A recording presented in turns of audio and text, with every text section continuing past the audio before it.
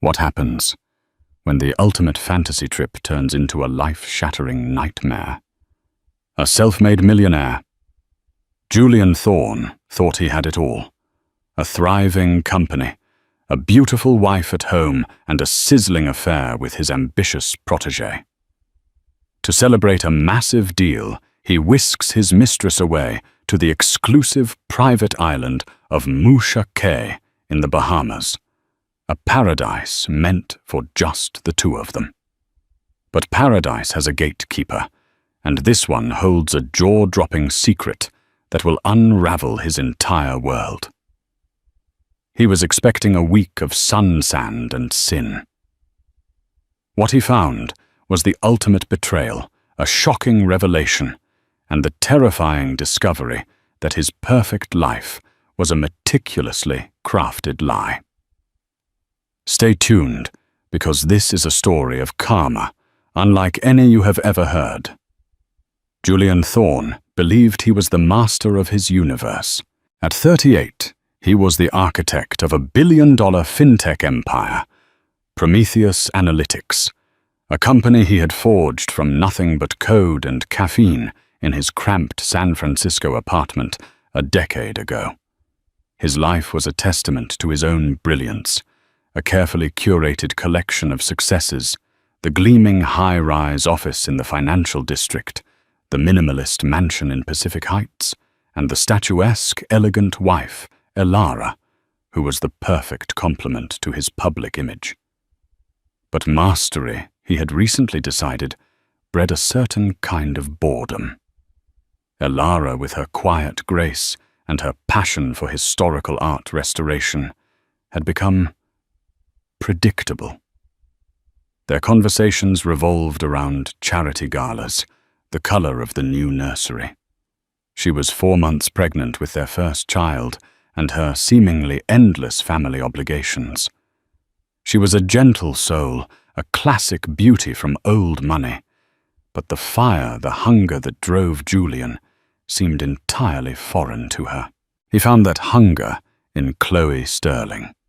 Chloe was 27, a senior VP at Prometheus, and a mirror image of Julian's own ambition. She was sharp, relentless, and looked at him with a mixture of professional admiration and raw desire that was intoxicating. Their affair had started 6 months ago, a spark in a late-night strategy session that had erupted into a wildfire. With Chloe, he wasn't just a husband or an expectant father. He was a titan, a conqueror. She didn't want to discuss nursery colors.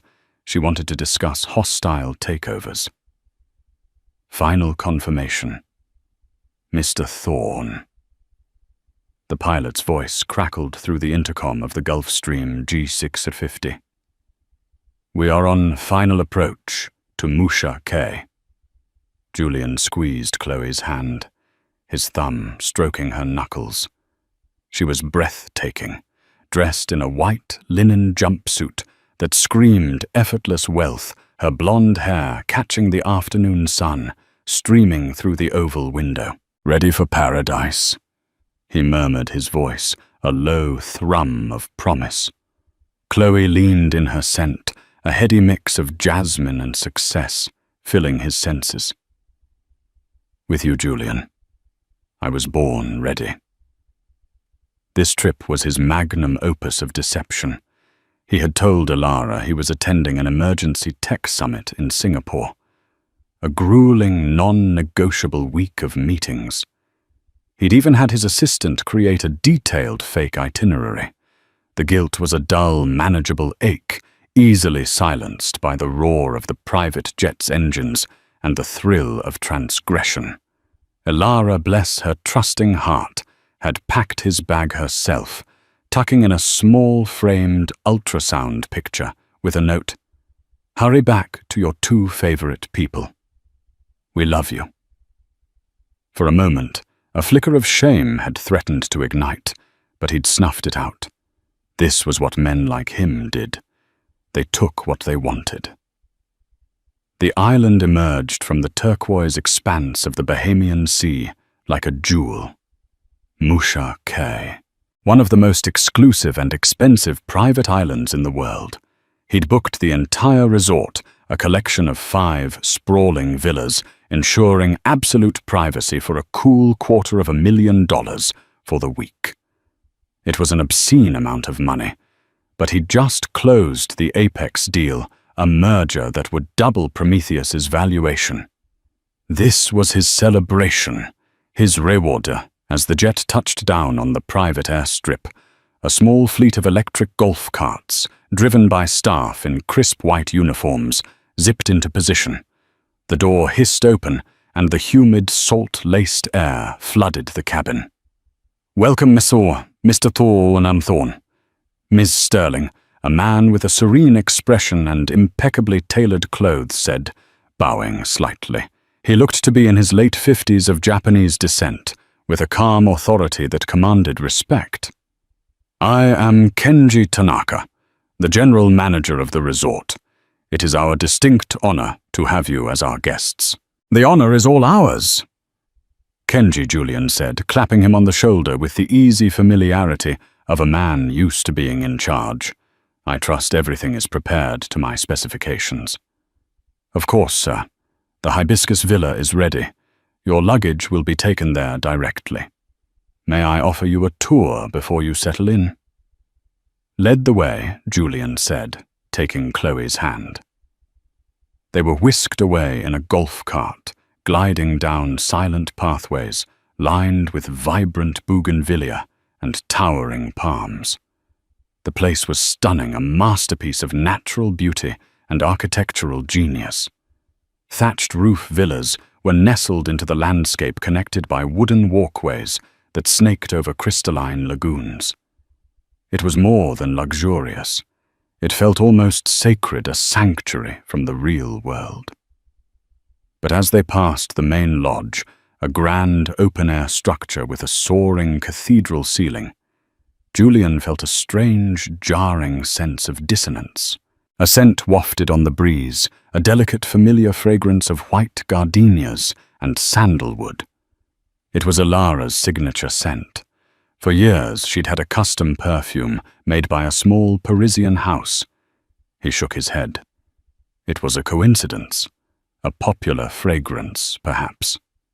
Then he saw a sculpture near the entrance to the lodge. It was a fluid, abstract bronze piece depicting a mother and child. He knew the artist, a niche avant-garde sculptor from Lisbon that Alara had been championing for years. She owned 2 of his other works. Another coincidence. His mind was playing tricks on him, weaving threads of guilt into the fabric of paradise. "Is something wrong, darling?" Chloe asked, her voice pulling him from his thoughts. "No, not at all."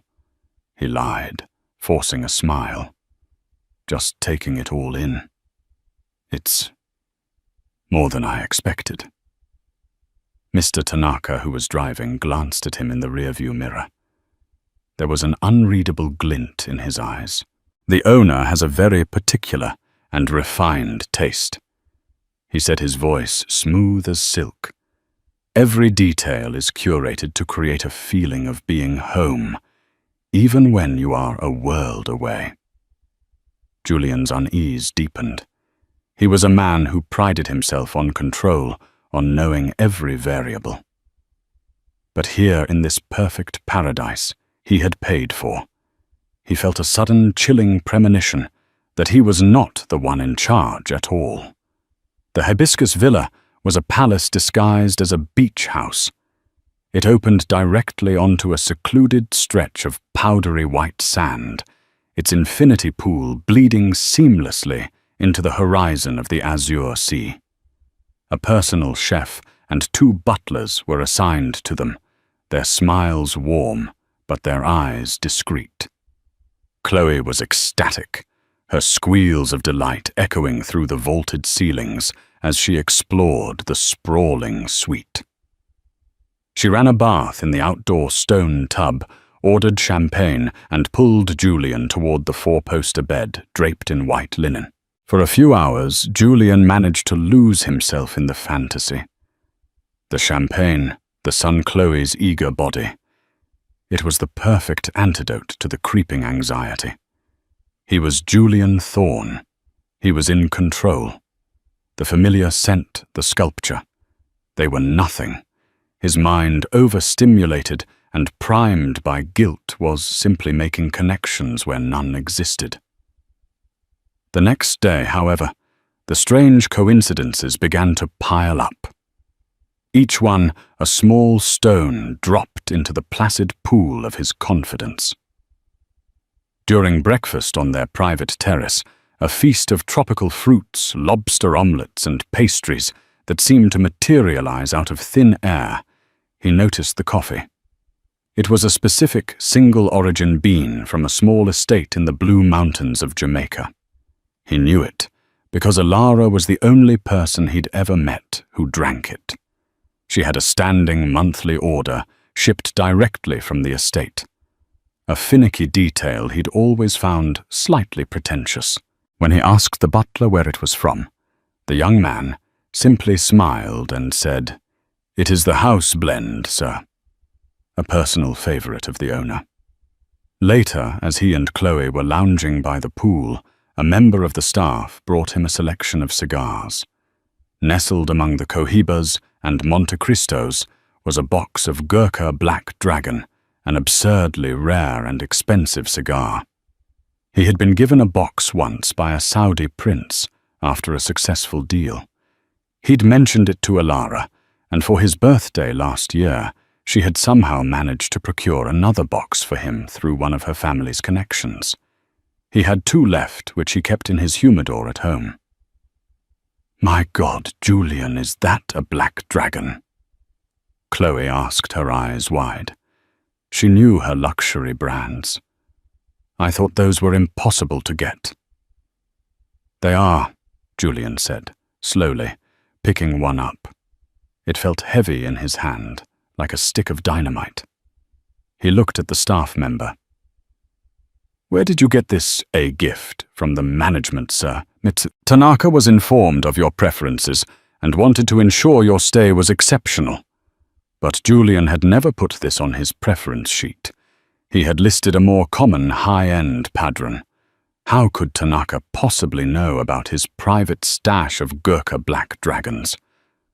Only one person knew. Alara. A cold dread began to seep into his bones, chilling him despite the sweltering Caribbean sun.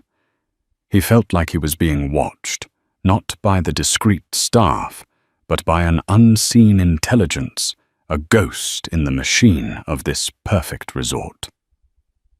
Chloe, blissfully unaware, was living her best life.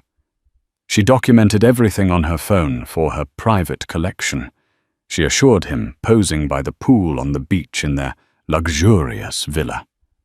She was giddy with the opulence, seeing it as a preview of her future. "Imagine this Julian," she'd said, snuggling against him on a daybed. "This could be our life. No hiding. Just this. Always." Julian, however, was finding it increasingly difficult to imagine anything beyond the next 24 hours. The island was starting to feel less like a sanctuary and more like a beautifully constructed trap. He began to notice other things. The art in their villa, subtle watercolors of the Northern California coastline, looked remarkably like the style of a local artist Alara patronized. The book collection on the shelf wasn't the usual generic resort fare. It included a first edition of The Great Gatsby, his favorite novel, and several obscure tomes on Byzantine art, Alara's specific area of academic interest. He tried to dismiss it. Wealthy people had similar tastes. The world of the 1% was small. But the details were too specific, too personal. It was like someone had taken a blueprint of his and Alara's life together and built a resort around it. That evening, Mr. Tanaka approached them as they were having cocktails at the beach bar, watching the sunset paint the sky in hues of orange and violet. "Mr. Thorne, Ms. Sterling," he said with his customary bow. I hope the island is meeting your expectations. It's exceeding them, Kenji. Chloe purred, sipping her Bellini. Julian decided to probe. Tanaka, your attention to detail is remarkable. The coffee, the cigars, it's as if you know me. Kenji Tanaka's placid smile didn't waver. Our goal is to provide a predictive service, sir. We endeavor to know what our most valued guests desire before they do. We have extensive resources for our research. Research. Julian asked, his voice sharper than he intended. What kind of research? Discrete inquiries, of course. We cross-reference public profiles, business associates, social circles. It is our mission to personalize the experience. The owner insists upon it. The owner. This mysterious, omniscient figure whose taste mirrored his wife's and whose resources could unearth his most private preferences. A sliver of pure, undiluted fear pierced through Julian's arrogance. Who the hell owned this place? He had booked it through a high-end, anonymous concierge service. The ownership was shielded by a series of shell corporations, a common practice for the ultra-wealthy seeking privacy. And who is the owner? Julian pressed, trying to sound casual. I'd love to compliment them on their vision. For the first time, a flicker of something amusement, pity crossed Mr. Tanaka's face. The owner values their privacy above all else. However, they are on the island this week, and they have requested the pleasure of your company for a formal dinner tomorrow evening at the main lodge, to personally welcome you. Julian's blood ran cold. Chloe clapped her hands in excitement. A dinner with the owner. How fabulous. They must be some eccentric billionaire. A Howard Hughes type. Julian stared out at the ocean, the beautiful sunset now looking ominous like a fire on the water. A dinner. A meeting. He had the sickening feeling that he was a pawn in a game he didn't even know he was playing. The master of the universe was about to meet his maker. The air in the main lodge the next evening was thick with anticipation. Chloe was dressed in a slinky, emerald green gown, her excitement palpable. She saw the dinner as an opportunity, a chance to network, to be seen to solidify her place in this world of unimaginable wealth. Julian, on the other hand, felt like a man walking to his own execution. He had chosen a simple dark suit, but it felt like a costume, the armor of a man he no longer felt he was. The gnawing dread had coalesced into a hard, cold knot in his stomach. The lodge had been transformed. Dozens of candles cast a flickering golden glow on the scene. A string quartet played softly in a corner. The few other guests of the resort, who Julian now realized must have been invited specifically for this event, were mingling glasses of champagne in hand. They were a curated collection of power, a stern-looking German industrialist, a willowy French art dealer, a Silicon Valley venture capitalist he recognized from a magazine cover. Mr. Tanaka greeted them at the entrance, his expression as serene and inscrutable as ever. Mr. Thorne, Miss Sterling. So glad you could join us. The owner will be down momentarily. As they stepped into the room, Julian felt a dozen pairs of eyes turn toward them. The venture capitalist, a man named Marcus Rove, gave him a curt, almost dismissive nod. The art dealer simply stared at him with an expression of profound pity. It was clear to Julian then that this was not a welcome dinner. It was an audience, and he was the spectacle. I don't understand, Chloe whispered, sensing the shift in the atmosphere. Why is everyone looking at us like that? Before Julian could answer, the music softened. Mr. Tanaka moved to the center of the room, his voice cutting through the low hum of conversation. Ladies and gentlemen, thank you for joining us this evening. It is my great honor to introduce the visionary behind this sanctuary, the founder and owner of Serafina Resorts. A hush fell over the room. All eyes turned toward the grand sweeping staircase that descended from the second floor. Julian held his breath. He expected to see a man, a reclusive tech billionaire, an Arab sheikh, a Russian oligarch. He expected someone who would explain the cigars and the coffee as an eccentric, elaborate display of customer service. He did not expect to see his wife. Elara Vance Thorne descended the staircase, and the world tilted on its axis. She was not the quiet, unassuming woman he had left in San Francisco. She was a queen. She wore a flowing gown of midnight blue silk that draped elegantly over her 4-month baby bump, a detail that was now impossible to miss. Her dark hair was swept up in an elegant chignon, and around her neck was the Van Cleef & Arpels necklace her grandmother had left her, a piece reserved for the most significant of occasions. She moved with a poise and authority he had never seen before. Her expression was calm, her eyes sweeping over the room before they landed with surgical precision on him. There was no pain in her gaze, no anger, just a cold, clear, devastating finality. The blood drained from Julian's face. A roaring sound filled his ears, drowning out the gasp that escaped Chloe's lips beside him. It was a physical shock, like a punch to the gut that stole all the air from his lungs. Every piece of the puzzle slammed into place with brutal clarity. The gardenia scent, the sculpture, the coffee, the cigars, the art, the books. This wasn't a coincidence. This was a statement. This wasn't just her resort. This was a world she had built, a world that reflected their life together, now repurposed as the stage for his humiliation. Elara reached the bottom of the stairs, and Mr. Tanaka bowed deeply.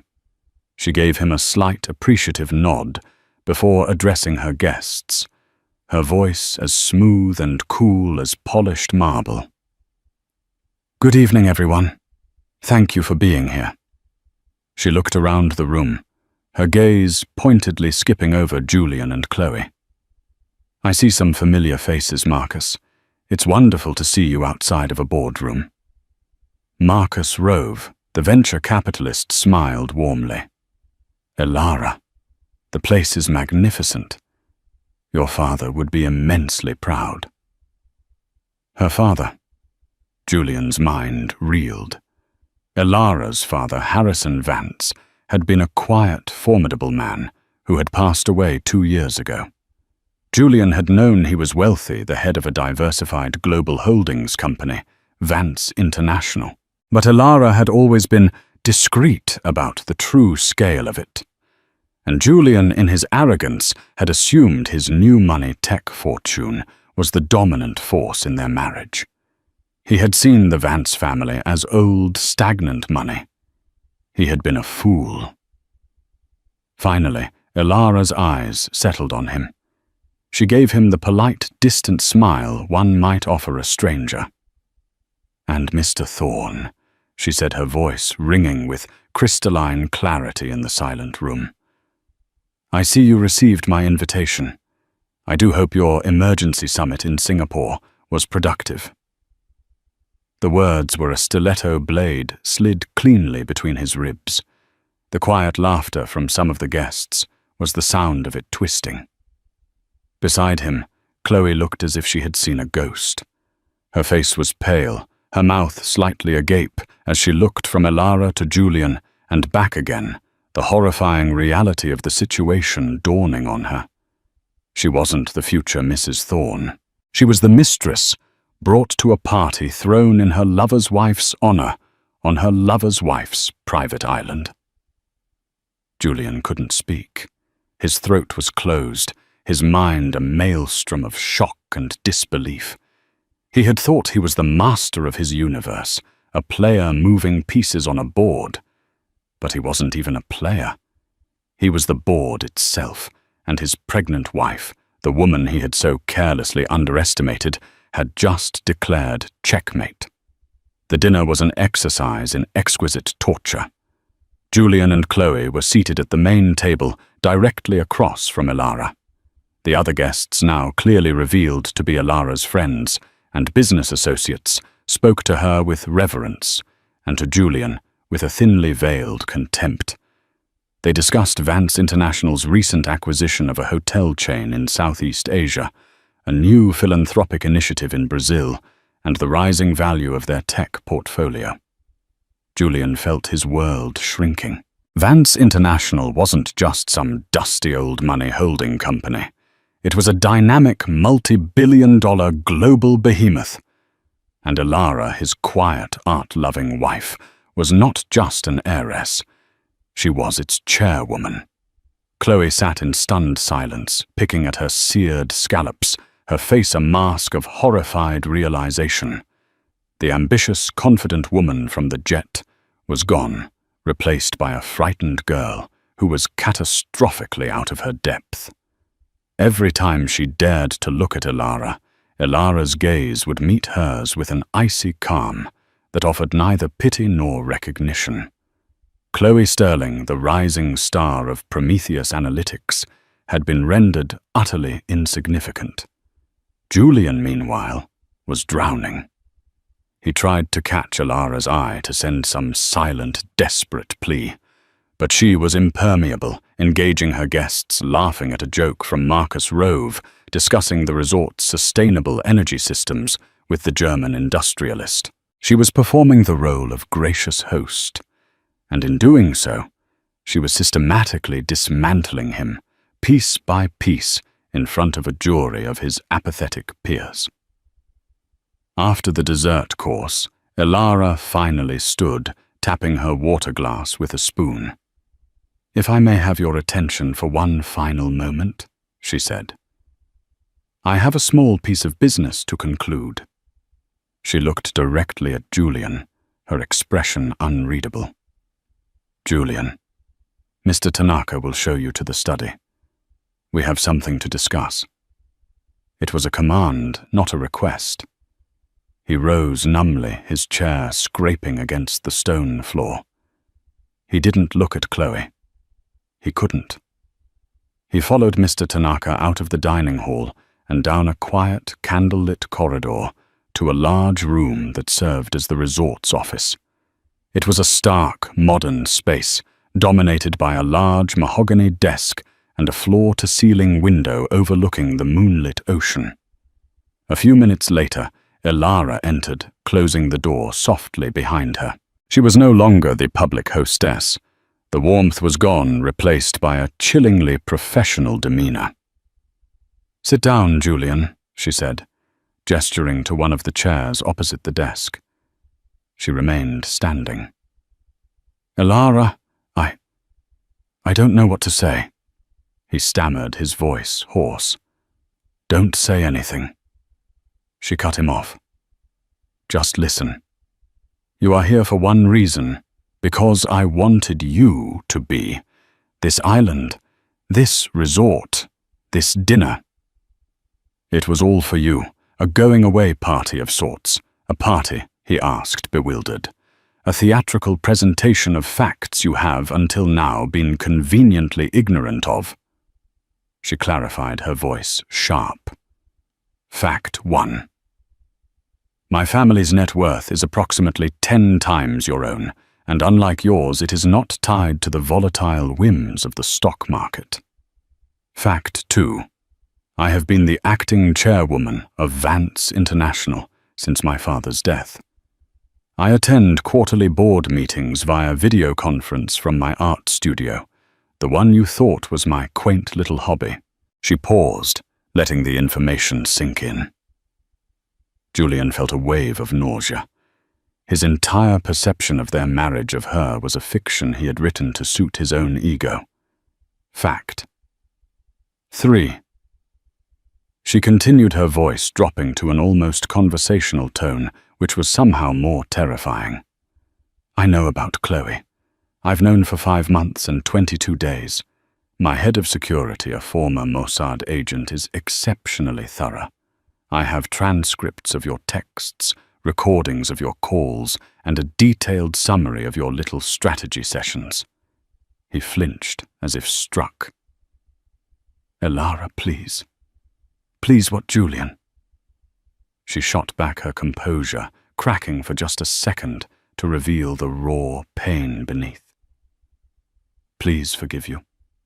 Please pretend that you didn't lie to your pregnant wife and take your assistant to a private island. An island which in a moment of spectacular poetic justice I happen to own. She took a deep breath, composing herself again. She walked over to the desk and picked up a slim, leather-bound folder. She slid it across the polished surface toward him. Which brings us to our final and most important fact. This is why you're really here. He opened the folder.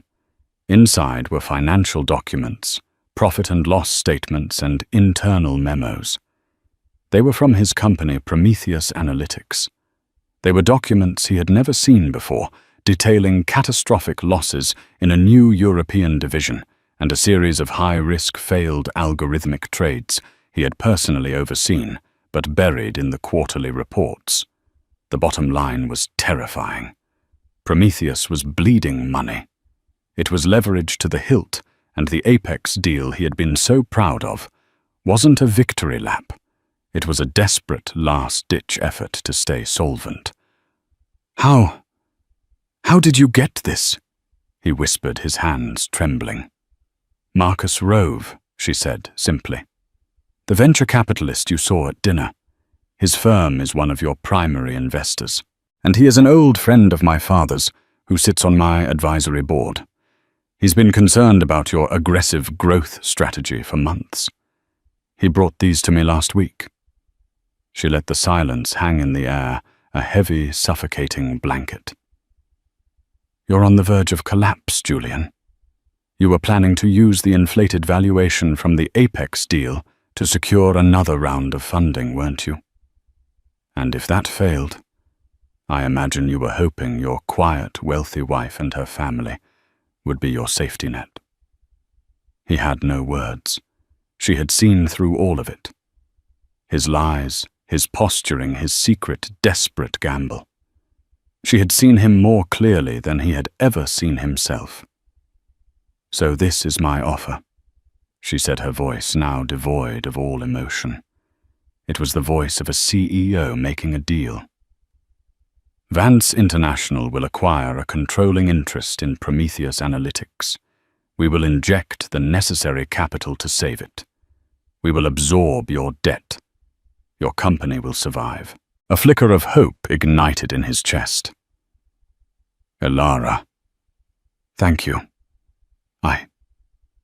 I'm not finished, she snapped. We acquire 60% of the company for $1. You will step down as CEO effective immediately. You will retain a minority share, but you will have no voting rights and no position on the board. You will sign this divorce settlement, which forfeits any and all claims to my assets, both personal and professional. And you will never ever contact me or our child again outside of the official channels we establish for visitation rights, which will be at my sole discretion. She slid a second set of papers across the desk. Divorce papers. This is everything you've worked for, Julian, she said, her voice softening with a terrible final pity. You can save your company, the thing you love most. Or you can fight me, in which case I will not only divorce you and expose your affair, but I will instruct my financial division to short your stock into oblivion. Marcus and our other partners will pull their funding. You'll be bankrupt by Christmas. The choice is yours. He stared at the papers, his signature line waiting. He had walked into paradise as a king. He was now being asked to sign his own abdication, orchestrated by the one person in the world he had been arrogant enough to believe he had completely under his control. While Julian was being systematically dismantled in the study, Chloe Sterling was trapped in her own personal hell at the dinner table. The moment Alara had revealed her identity, Chloe's world had fractured.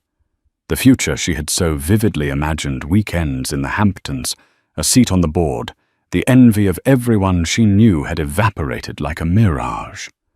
The other guests had long since moved on to other topics, leaving her socially stranded. She felt their judgmental eyes on her, branding her with the scarlet letter of Mistress. She was no longer a brilliant VP or a desirable woman. She was a cliché, a home wrecker, and worst of all, a fool who had hitched her wagon to a falling star. Her anger, at first directed at Alara for this public humiliation, quickly curdled and turned toward Julian. He hadn't just lied to his wife, he had lied to her. He had presented himself as an all-powerful master of the universe, with a meek, docile wife in the background. He had never once hinted at the true scale of Alara's family, her power or her position. He had made Chloe feel like his partner in a conquest, when in reality she was just a sordid little secret he couldn't even manage to keep. When Julian failed to return to the table and the party began to wind down, Chloe slipped away her emerald gown, now feeling cheap and gaudy. She made her way back to the hibiscus villa, her mind racing. What was her next move? Should she pack her bags? Should she confront Julian? She found him an hour later, standing on their private terrace, staring blankly at the dark ocean. He held a sheaf of papers in his hand. The divorce settlement. So she said, her voice brittle. Was it a productive meeting? CEO Julian turned slowly. His face was ashen, his eyes hollow. The confident, charismatic man she had fallen for was gone, replaced by this ghost. "It's over, Chloe," he said, his voice a dead monotone. "Everything. It's all over." "What's over?" she demanded, her voice rising with panic. "What did she do? What did you agree to?" He explained the terms of Alara's offer. The hostile takeover disguised as a rescue. His removal as CEO. The ironclad divorce agreement. As he spoke, Chloe's panic morphed into pure, unadulterated rage. "You're just going to let her do this!" she shrieked. "You're going to give away your company. The one you built, for $1. Have you lost your mind?" "I have no choice," he said, slumping into a chair. "She has me. She has everything." "No, she doesn't." Chloe shot back her ambition, flaring back to life, fueled by desperation. "You have me. We can fight her. We can expose her for the manipulative shrew she is. We can go to the press. Power-crazed billionaire heiress tries to destroy self-made husband. We can create a narrative." Julian looked at her, as if seeing her for the first time. He saw the naked, frantic ambition in her eyes, the same hunger that had once drawn him to her. But now it looked ugly parasitic. He realized in that moment that she had never loved him. She had loved his power, his status, his company. And now that it was all slipping away, she was terrified of losing her investment. A narrative he repeated, a bitter, hollow laugh escaping his lips. "Chloe, you don't get it. This isn't a PR battle. This is a war, and I've already lost. She controls the board, the investors, the media. Her father was a legend. She's his daughter. I'm just some tech bro who cheated on his pregnant wife. Who do you think the world is going to side with? So you're just going to crawl away with nothing." She spat, her voice laced with contempt. "What about me? Julian? What about everything you promised me? A board seat, a partnership, our future." "There is no us," he said. the finality in his voice chilling her to the bone. There was never going to be an us. I was using you for an ego boost, and you were using me as a shortcut up the corporate ladder. Let's not pretend this was some great romance. The truth of his words struck her with the force of a physical blow. All her carefully constructed justifications, her belief that she was different, special, crumbled into dust. She was just another casualty in the blast radius of his implosion. Her fury gave way to a desperate last-ditch gambit. She decided to appeal to Elara, woman to woman. Surely the pregnant abandoned wife would have some sympathy. Perhaps she could negotiate a severance package, a quiet exit with her reputation and finances intact. The next morning, she found Elara walking on the beach near the main lodge. She was alone, a serene figure against the backdrop of the rising sun. "Mrs. Thorne." Chloe began, her voice trembling slightly. "Elara, can I speak with you for a moment?" Elara stopped and turned, her expression unreadable. She didn't invite Chloe to speak. She simply waited. I want you to know how sorry I am." Chloe stammered the practiced words, feeling hollow and absurd. "I never meant for any of this to happen. I was naive. Julian, he told me you two were distant, that the marriage was over in all but name." Elara listened patiently until Chloe finished, her eyes fixed on Chloe's face. "Are you finished?" Elara asked, her voice quiet. Yes. I just thought you should know. I'm not a bad person." Elara gave a small, humorless smile. "Ms. Sterling, let me be very clear, so that we don't have to have another conversation. I do not think about you at all. You are a symptom of my husband's weakness, not the cause of it. You are a line item in a long list of his moral and financial failures. Your apology is irrelevant, and your personal character is of no interest to me." Chloe felt her face flush with shame. "As for your professional future," Elara continued as if discussing a weather report. "Your employment at Prometheus Analytics is terminated effective immediately for gross misconduct. My legal team has drawn up a non-disclosure agreement. It's quite comprehensive. If you sign it, you will receive a standard 2-month severance. If you refused, or if you ever speak of me, my husband, or this company to anyone, I will ensure that not only will you never work in the tech industry again, but your name will be so thoroughly tarnished that you won't be able to get a job managing a Starbucks. Mr. Tanaka has the paperwork. A boat is waiting to take you to the airstrip. You have 1 hour." Without another word, Elara turned and continued her walk down the beach, leaving Chloe standing alone on the sand, the waves washing over her feet. She was no longer a player in the game. She had been summarily dismissed, a minor character, written out of the story with brutal, efficient indifference. Paradise had spat her out. As the small boat carrying Chloe disappeared over the horizon, a different kind of darkness began to gather. The sky, a brilliant, cloudless blue for days, was now bruised with shades of grey and purple. The wind picked up, whipping the palm trees into a frenzy and churning the placid turquoise water into a turbulent slate grey. A tropical storm, which had been a distant threat on the weather charts, had unexpectedly changed course and intensified. It was heading directly for them. Mr. Tanaka and his staff moved with quiet efficiency, securing the villas, battening down hatches, and guiding the few remaining guests to the main lodge, which doubled as a reinforced storm shelter. Julian was left alone in the hibiscus villa, the signed divorce papers, and his corporate surrender sitting on the table like a death sentence.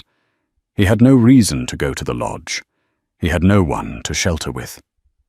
The storm hit with biblical fury. Rain came down in blinding sheets, and the wind howled like a vengeful spirit.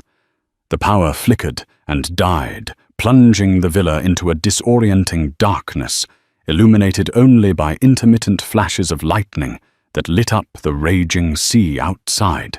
Julian sat there in the dark, a bottle of absurdly expensive whiskey in his hand, listening to the sound of his world being torn apart, both literally and metaphorically. He was stripped of everything: his company, his wife, his mistress, his pride. In the roaring darkness, there were no distractions, no deals to be made, no one to impress. There was only the raw, unfiltered truth of who he was, a cheat, a liar, and a failure who had spectacularly underestimated the woman who was carrying his child. Suddenly, a frantic banging on his door cut through the roar of the wind. He stumbled to open it. It was Mr. Tanaka. His calm demeanor shattered his face etched with worry. He was drenched, his white uniform plastered to his skin.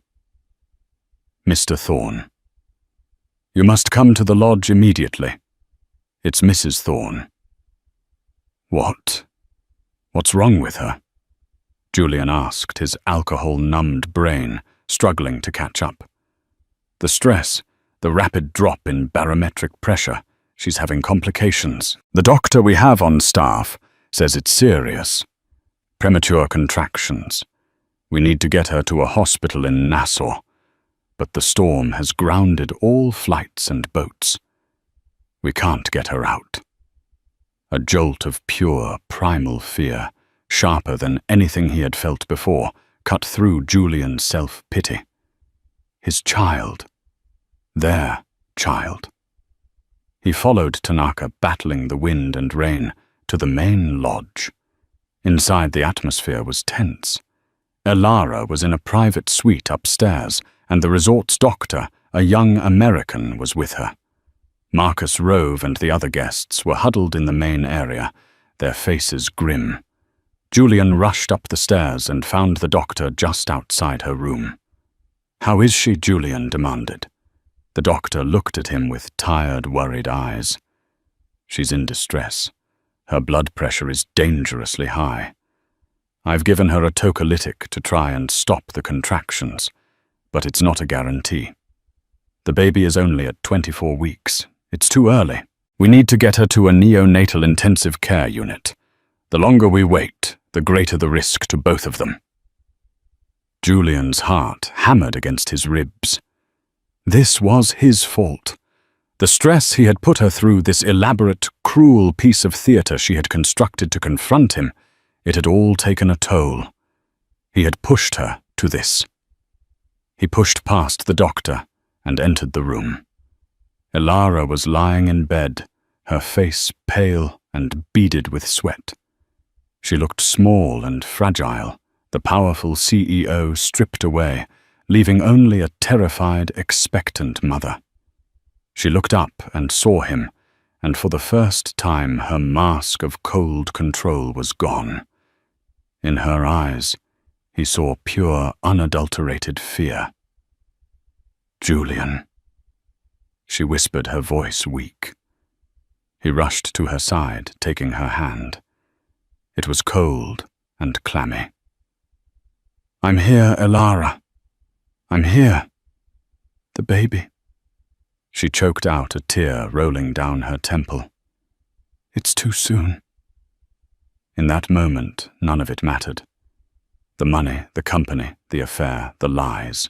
All that mattered was the woman in the bed and the tiny, fragile life inside her that they had created together. He saw not the formidable chairwoman of Vance International, but the woman he had once loved. The woman who had painstakingly glued together a shattered vase he'd broken. The woman who would hum softly while she read. "It's going to be okay," he said, his voice thick with emotion. He didn't know he still possessed. "We're going to be okay. I promise." He sat with her for hours as the storm raged outside, holding her hand, murmuring words of comfort, fetching her water and talking to their unborn child through her belly, telling it to be strong, to wait. He felt the full, crushing weight of his betrayal, not as a strategic loss, but as a profound human failure. He had broken something far more precious than a business deal. He had endangered the two most important people in his life. As dawn broke, the storm began to subside. The wind died down to a mournful sigh, and the rain softened. A weak, watery light filtered through the windows. The doctor came in to check on Elara. He took her blood pressure, listened to the baby's heartbeat, and a slow smile spread across his face. "The contractions have stopped," he announced, his voice filled with relief. "Her blood pressure is still high, but it's stabilizing. The danger for now has passed." Elara sobbed with relief, and Julian found himself choking back tears of his own. He looked at his wife, her hand still clutching his, and felt a chasm of regret, so deep it threatened to swallow him whole. He had been given a second chance, not to win her back, but to witness a grace he had done nothing to deserve. The storm had passed, but the wreckage of his life remained, and he knew he would spend the rest of his days trying to clean it up. The helicopter arrived 2 hours after the storm cleared its blades, whipping up sea spray as it landed on the resort's helipad. Elara, though weak, was stable enough to be transported to a state-of-the-art hospital in Nassau for observation. She was carried on a stretcher, with Julian walking beside her, never letting go of her hand. As they prepared to lift off, Marcus Rove approached Julian. He looked at him not with contempt, but with a weary sort of disappointment. "She's a remarkable woman," Julian Marcus said quietly. "Stronger than her father in some ways. I hope for the child's sake you realize what you've thrown away." Julian could only nod. The words caught in his throat. They flew in silence, the noise of the helicopter, a barrier between them. Elara seemed to be sleeping, her face still pale. Julian watched her, memorizing the lines of her profile, the gentle curve of her pregnant belly. He had taken this for granted, this woman, this life. He had treated her love like a stock option. He could cash in at his convenience, and he had learned in the most brutal way possible that it was a priceless, non-renewable resource. At the hospital in Nassau, Elara was given a private suite, and a team of specialists confirmed that both she and the baby were out of immediate danger. The crisis had passed. Once she was settled, a nurse politely but firmly told Julian that Mrs. Thorne needed to rest and that visiting hours were over. He understood. The brief truce forged in the crucible of the storm was over. Reality was reasserting itself. He found Mr. Tanaka waiting for him in the hospital lobby. The serene manager looked tired, but his composure was back in place. He handed Julian a plane ticket. "This is a commercial flight back to San Francisco, Mr. Thorne." "It leaves in 3 hours," Tanaka said. "Mrs. Thorne's lawyers will be in touch with yours to finalize the paperwork. All of your belongings from the villa have been packed and will be shipped to a storage unit. Your home in Pacific Heights is being put on the market." The efficiency was breathtaking. He was being excised from her life with the same precision with which she had run her company. Tanaka Julian said, his voice raw. Tell her I'm sorry. Not for the company, not for the money, for everything, for what I did to her, to our family." "I will pass along the message," Sir Tanaka said, with a slight bow. And then he was gone. The flight back to San Francisco was the longest of Julian's life. He was no longer in a private jet sipping champagne. He was in a middle seat in economy, plus a stranger's elbow digging into his ribs, the reality of his new diminished life, starkly clear. He was a man with a minority share in a company he no longer controlled, soon to be divorced from the woman he had wronged, and a father to a child he might barely get to know. Months passed. The divorce was finalized with quiet, ruthless speed. The sale of Prometheus Analytics to Vance International was announced in the financial press, framed as a strategic partnership. Julian was mentioned as stepping into an advisory role to pursue new ventures. It was a clean, professional narrative that erased all the drama, all the betrayal. Elara had given him that one last gift. She had allowed him to keep a shred of his public dignity. He moved into a small, soulless apartment downtown. He watched from the sidelines as Elara's new management team expertly righted his company, trimming the fat, cutting his reckless projects, and setting it on a path to stable long-term growth. Then one day in late autumn, he received a single formal email from Elara's assistant. It contained a photograph, a beautiful, healthy baby girl wrapped in a soft pink blanket, with a shock of dark hair and Elara's deep, intelligent eyes. Her name was Hope. Staring at the picture, Julian Thorne finally began to weep. He wept for the man he had failed to be, for the wife he had lost, and for the father he now had, to learn how to become from a distance, one carefully supervised visit at a time. His empire was gone. His paradise was a memory of shame. But in the face of that tiny, innocent child, he understood that the real work of his life had just begun. He had lost the world, but he had been given a single fragile reason to rebuild himself from the ashes. Julian Thorne's story is a powerful cautionary tale about the true cost of arrogance and betrayal. He thought he had the world at his fingertips, but he failed to see the incredible power and strength in the person closest to him. In the end, he didn't just lose his company and his fortune. He lost his family, his honor, and the life he so carelessly took for granted. But it's also a story of incredible resilience. Elara Vance. Thorne, underestimated and betrayed, didn't just get revenge. She rose from the ashes of her husband's deceit to protect her legacy and her child, proving that the quietest person in the room is often the most powerful. If this story of karma empowerment and the shocking downfall of a millionaire resonated with you, please hit that like button right now. Share this video with someone who loves a story of epic justice, and don't forget to subscribe and turn on notifications so you never miss another one of our unforgettable real-life dramas. Let us know in the comments. What part of Elara's plan shocked you the most?